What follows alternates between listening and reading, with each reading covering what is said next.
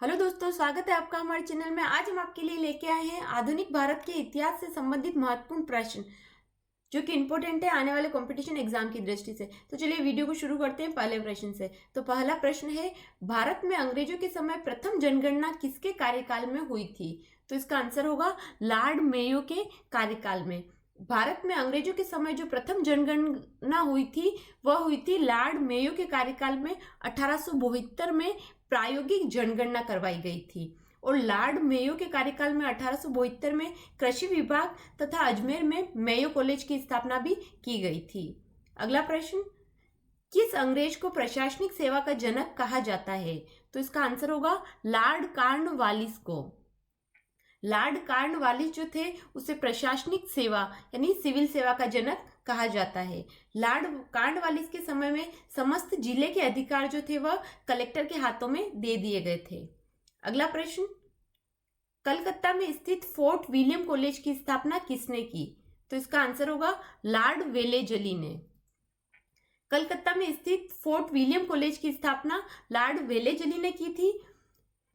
Fort William college जो है उसकी स्थापना इसलिए की गई थी कि कलकत्ता में नागरिक सेवा में भर्ती किए गए युवकों को प्रशिक्षित करने के लिए फोर्ट विलियम कॉलेज की स्थापना की गई थी।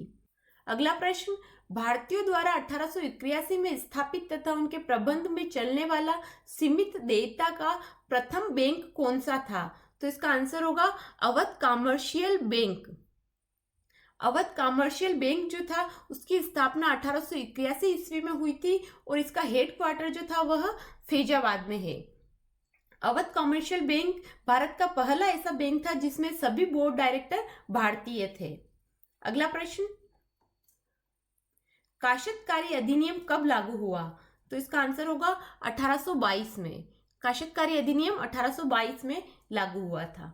अगला प्रश्न, बैरकपुर में सैन्य विद्रोह कब आरंभ हुआ? तो इसका आंसर होगा 1824 में। बैरकपुर में सैन्य विद्रोह जो है वह 1824 में आरंभ हुआ था और यह जो है वह लॉर्ड एमहर्स्ट के समय में आरंभ हुआ था और इस स्थान पर 1824 और 1857 में बंगाल सेना ने विद्रोह किया था बैरकपुर में। अगला प्रश्न, किस गवर्नर जनरल का कार्यकाल शिक्षा सुधारों के लिए माना जाता है? तो इसका आंसर होगा William Bentinck. Lord William Bentinck जो थे वह भारत के गवर्नर जनरल थे, भारत के प्रथम गवर्नर जनरल थे। लॉर्ड विलियम बेंटिक 1828 से 1835 तक भारत में शासन किया और इनके द्वारा सामाजिक सुधार, शैक्षणिक सुधार, वित्तीय सुधार, सरकारी सेवा में सुधार के अनेक प्रयास किए गए थे। अगला प्रश्न, कलकत्ता मेडिकल कॉलेज की स्थापना कब और किसने की? तो इसका आंसर होगा 1835 ईस्वी में विलियम बेंटिक ने। कलकत्ता मेडिकल कॉलेज की स्थापना 1835 में विलियम बेंटिक के द्वारा की गई थी और लॉर्ड विलियम बेंटिक जो थे वह भारत के प्रथम गवर्नर जनरल थे। अगला प्रश्न, बालिका हत्या पर प्रतिबंध कब लगाया गया? तो इसका आंसर होगा 1830 में। बालिका हत्या पर प्रतिबंध 1830 में लगाया गया था। भारतीय समाज की सोच में सुधार लाने के क्रम से 1795 व 1804 के बंगाल रेगुलेशन एक्ट ने बालिका शिशु की हत्या को अवैध घोषित किया और 1870 में बालिका शिशु हत्या पर प्रतिबंध लगाने के लिए एक अधिनियम भी पारित किया गया था। इस अधिनियम के द्वारा माता पिता द्वारा सभी बच्चों के जन्म का पंजीकरण कराना अनिवार्य बना दिया गया था। अगला प्रश्न, किसे भारतीय प्रेस का मुक्तिदाता कहा जाता है? तो इसका आंसर होगा Lord Charles Metcalfe. Lord Charles Metcalfe जो थे उसे भारतीय प्रेस का मुक्तिदाता कहा जाता है। सर लॉर्ड चार्ल्स मेटकाफ 20 मार्च 1835 से 4 मार्च 1936 के बीच भारत के गवर्नर जनरल थे और उन्होंने प्रेस को स्वतंत्रता दी थी, इसलिए उन्हें भारतीय प्रेस का मुक्तिदाता भी कहा जाता है। अगला प्रश्न, इनाम कमीशन की स्थापना किसने की? तो इसका आंसर होगा लॉर्ड डलहौजी। इनाम कमीशन की स्थापना लॉर्ड डलहौजी द्वारा की गई थी। लॉर्ड डलहौजी जो थे वह भारत में ब्रिटिश राज का गवर्नर जनरल था और उसका प्रशासन चलाने का तरीका जो था वह साम्राज्यवाद से प्रेरित था और उन्होंने इनाम कमीशन की स्थापना की थी। अगला प्रश्न, कर व्यवस्था के अंतर्गत किसानों से उपज का 50% वसूला जाता था? तो इसका आंसर होगा रैयतवाड़ी व्यवस्था। रैयतवाड़ी जो व्यवस्था थी उसके अंतर्गत किसानों से उपज का 50% वसूला जाता था। रैयतवाड़ी व्यवस्था ब्रिटिश कंपनी द्वारा प्रचलित एक ऐसी व्यवस्था है जिसमें राज्य या सरकार किसानों के साथ प्रत्यक्ष तौर पर भू राजस्व का प्रबंध करती है, और यह मद्रास, बंबई, आसाम एवं सिंध का क्षेत्र में यह व्यवस्था प्रचलित थी। अर्थात भारत में ब्रिटिश साम्राज्य के कुल भूभाग के 51% भूमि पर यह व्यवस्था लागू थी। अगला प्रश्न, नरबली प्रथा का अंत किस गवर्नर के काल में हुआ? तो इसका आंसर होगा लॉर्ड डलहौजी के। नरबली प्रथा का अंत जो है वह लॉर्ड डलहौजी के काल में हुआ था। लॉर्ड डलहौजी जो है वह भारत में ब्रिटिश राज का गवर्नर जनरल था। अगला प्रश्न, भारत से ब्रिटेन की ओर संपत्ति के अपवहन का सिद्धांत किसने प्रतिपादित किया? तो इसका आंसर होगा दादा भाई नौरोजी। भारत से ब्रिटेन की ओर संपत्ति के अपवहन का सिद्धांत दादा भाई नौरोजी ने प्रतिपादित किया था। दादा भाई नौरोजी जो थे वह प्रख्यात राजनीतिज्ञ थे जिनका नाम भारत के स्वतंत्रता संग्राम का पर्याय माना जाता है। अगला प्रश्न, भारत में टेलीग्राफ लाइन किसके द्वारा शुरू की गई? तो इसका आंसर होगा लॉर्ड डलहौजी द्वारा कलकत्ता व आगरा में। भारत में टेलीग्राफ लाइन जो है वह लॉर्ड डलहौजी द्वारा आरंभ की गई थी। अब ये टेलीग्राफ क्या होता है?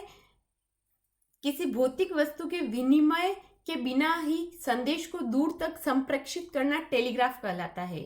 और वर्ष 1853 ईस्वी में लॉर्ड डलहौजी ने जो पहली टेलीग्राफ लाइन शुरू की थी। अगला प्रश्न, भारत में पहली सूती वस्त्र मिल कहाँ स्थापित की गई? तो इसका आंसर होगा मुंबई। सूती वस्त्र जो है वह भारत का सबसे प्राचीन एवं बड़ा उद्योग है और सबसे पहला सफल आधुनिक कारखाना 1854 में मुंबई में ही कावसजी डाबर द्वारा खोला गया, जिसमें 1856 में उत्पादन प्रारंभ हुआ था। अगला प्रश्न, भारत में अंग्रेजों की लूट किस महत्वपूर्ण घटना के बाद शुरू हुई? तो इसका आंसर होगा प्लासी के युद्ध के बाद। भारत में अंग्रेजों की लूट जो है वह प्लासी के युद्ध के बाद आरंभ हुई थी।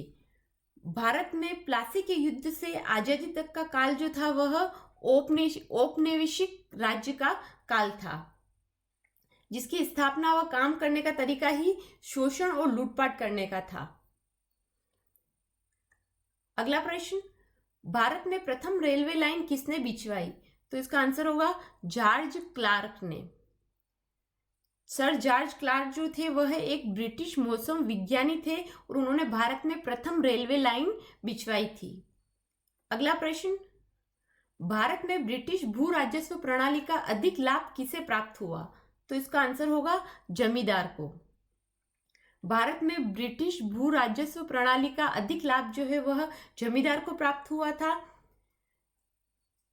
कृषि के विस्तार का लाभ सरकार के बजाय जमींदार को प्राप्त होगा। जमींदार प्रगतिशील जमींदार सिद्ध हो सकेंगे और परिणामतः वे कृषि में निवेश करने के लिए उन्मुख होंगे ब्रिटिश भू राजस्व प्रणाली के अंतर्गत।